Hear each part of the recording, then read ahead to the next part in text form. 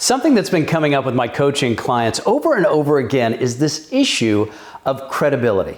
Maybe you wonder about your credibility when you're presenting to investors, to customers, to your boss, or to whoever it is that you care about. Of course, you want to be credible, you want to be believable, but where does credibility really come from? In this video, I want to take a look at some ideas that can help increase your credibility and your impact so that you can bring your vision to life, no matter who it is that you wish to influence and persuade. Credibility, what's the source of it? I was working with an entrepreneur from Russia, and I said, what is your pitch really about? When you go in front of investors, what's the number one thing that you focus on? And he told me in no uncertain terms that his pitch was about convincing the investors that his product and his company were viable. Here's the thing that shows up for me. He was already running a company that was making over 5 million euros in revenue. And this company was the basis for the company he was launching here in the United States. So I didn't understand where the credibility or the need to convince was coming from, because he clearly thought that he lacked credibility and needed to convince investors of something that to me seemed obvious. So my question for you is this: how would you present your ideas? How would you communicate and connect if your credibility was a given? Like a math problem, one of those old math problems that used to work in algebra, where they would set it up and say, let x equal 5, right? They would establish that the variable exists. What if the variable of your credibility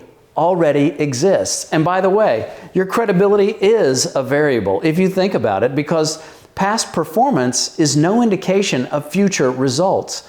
Certainly, your past points toward your credibility, what you've accomplished in the past. But you and I both know that what people hire you to do, what people pay you for, what customers invest in is your potential, not your past. The past is fixed. You can't change it. It is a given. So your credibility can also be a given if you allow that thought to come into your mind.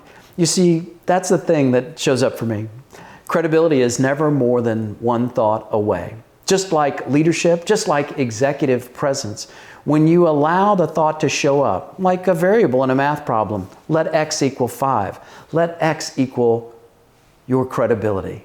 Your credibility is established when you look beyond credibility. You look at the solution that you can provide, the impact that you can create, and the service that matters most to the person right in front of you.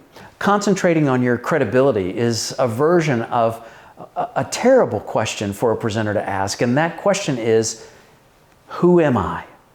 Wow. The existential question of the ages does not serve you when it comes time to create a leadership impact. Who am I focuses you on your credibility, which is sort of like trying to play a game while you're looking at the scoreboard. Who am I? Who am I? Where am I? What am I doing? Sure, that kind of introspection can be useful sometimes.